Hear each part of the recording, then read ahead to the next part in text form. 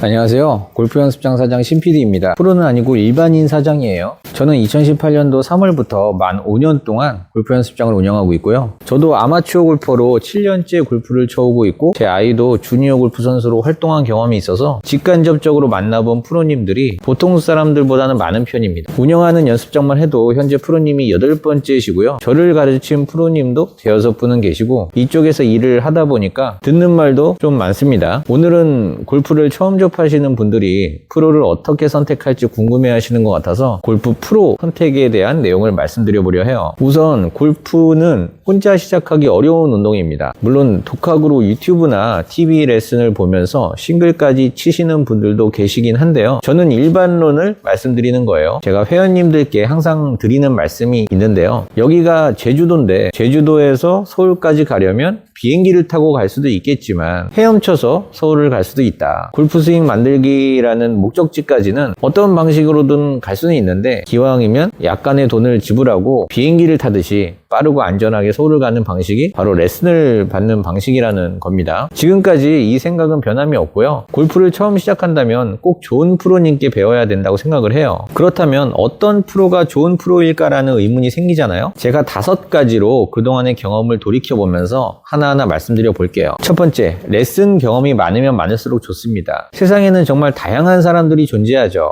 각자 체형도 다르고요. 성별도 다르고 레슨에 임하는 태도, 성격, 연습량 다 제각각이에요. 이렇게 가지각색인 요소들을 하나씩만 빼서 확률적으로 계산해 본다고 했을 때 나 같은 사람을 레슨해 본 경험이 있는 프로가 나를 잘 지도해 줄 수 있는 건 당연한 이치겠죠. 경험이 많은 프로일수록 스윙을 각자의 상황에 맞게, 그러니까 고객에게 좀 더 핏한 레슨을 해줄 수 있고요. 반대로 경험이 부족한 프로일수록 회원에게 주입식으로 알려주려는 경향이 있는 것 같아요. 두 번째는 시간 개념이 있는 프로를 선택해야 합니다. 여기서 시간에는 2가지 개념이 있을 거예요. 약속한 레슨 시간에 정시에 시작하느냐, 그리고 레슨의 절대량, 나를 몇 분간 레슨해 주느냐. 이건 레슨 센터마다 정책이 있어서 상황은 다를 텐데요. 저는 처음 골프 시작할 때 가장 의아했던 부분이 나는 항상 5분에서 10분 정도만 봐주는데 옆 타석 아줌마는 20분 넘게 봐줄 때면 그게 빈정이 그렇게 상하더라고요. 그리고 타석에서 60분 연습하고 있는다고 치면 어느 날은 치고 있는 중간에 오고 어느 날은 다 끝날 때 오고 어느 날은 타석에 입장하자마자 레슨하고 막 그래요. 이렇게 되면 효율적인 레슨이 좀 어렵죠. 프로 본인이 친한 회원, 안 친한 회원 구분 짓고 이 사람은 정성껏 봐주고 저 사람은 대충 봐준다면 만약에 내가 저 사람이 될 때는 레슨 다닐만 안 날 거예요. 이 문제는 사실 간단하게 해결할 수 있어요. 요즘은 레슨 시간이 20분, 30분 정시간제인 곳 그리고 예약제인 센터도 많아졌으니까요. 시스템적으로도 조금씩 해결되는 문제인 것 같습니다. 세 번째, 프로는 표현 능력이 좋아야 돼요. 쉽게 말해서 말을 잘하는 능력이라고 보면 될 것 같아요. 본인의 생각하는 바를 그에 맞는 어휘를 넣어서 표현할 줄 알아야 돼요. 저는 레슨 프로라는 직업을 교육 서비스업이라고 보거든요. 가르칠 내용을 적절한 단어와 문장으로 만들어서 피교습자에게 전달하는 것은 교육하는 사람의 필수 자질이라고 생각합니다. 여기서 말을 단순히 많이 하는 것과 표현을 잘하는 것은 전혀 다른 이야기예요. 회원이 이해할 수 있는 언어로 알기 쉽게 설명하는 능력을 말씀드리는 거고요. 이건 본인이 골프 초보자라고 해도 옆에서 레슨하는 모습을 잠시만 보면 어떤 건지 이해가 가실 거예요. 제가 이 채널 쇼츠 영상에 저희 센터 프로님 레슨 영상을 꽤 올려놨거든요. 골프 레슨이 어떤 언어가 오고 가며 진행되는지 궁금하신 분들은 참고해 보시면 좋을 것 같아요. 네 번째는 지식의 저주에 빠진 프로는 절대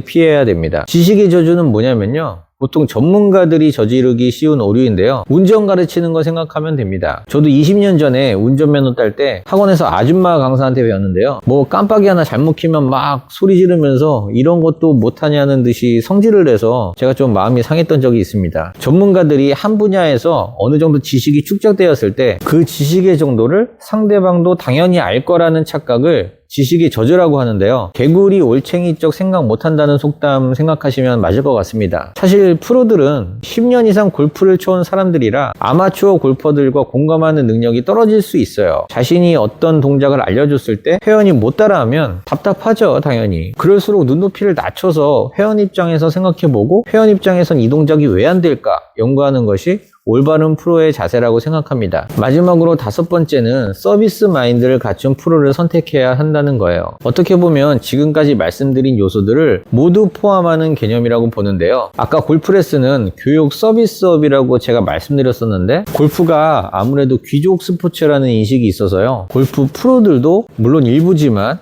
일종의 권위의식이 있는 프로들이 있어요. 저는 레슨 프로님들은 서번트 리더십이 있어야 된다고 생각해요. 당연히 가르치는 사람은 그에 걸맞는 권위를 갖추고 세워야 합니다. 하지만 본인 스스로 그걸 너무 강조하다 보면은 고객은 귀신같이 그걸 알거든요. 반감만 생기게 됩니다. 서로 감정 싸움 하다가 환불하고 끝나는 거죠 뭐. 고객은 돈을 지불하고 프로는 골프 레슨이라는 교육 서비스를 제공하는 가치의 등가 교환이 일어나는 거래에서 뭐 누가 위고 누가 아래는 없어요. 서로 상호 간에 존중은 하되 이 일을 위해서는 프로가 먼저 서비스 마인드를 갖춰야 한다고 봅니다. 현재 대한민국 KPGA 프로는 약 7,000명이고요. KLPG 프로는 약 3,000명 정도 됩니다. 여기에 매년 350명 정도 신규 회원들이 추가되고요. 약 1만 명 정도의 회원 중에서 1부 투어에서 경기하는 프로는 500명 이하? 5%도 채 안 돼요. 그렇다면 나머지 95% 중에서 대부분의 프로는 레슨을 업으로 할 거란 말이죠. 실제로도 그러고 있고요. 그렇다면 국내 최대 골프 협회인 KPGA, KLPGA에서 이제는 티칭 프로에 대한 개념을 좀 잡아나가셔야 하지 않을까 하는 바람이 있습니다. 제도적으로. 이에 대해서도 드릴 말씀이 많은데요.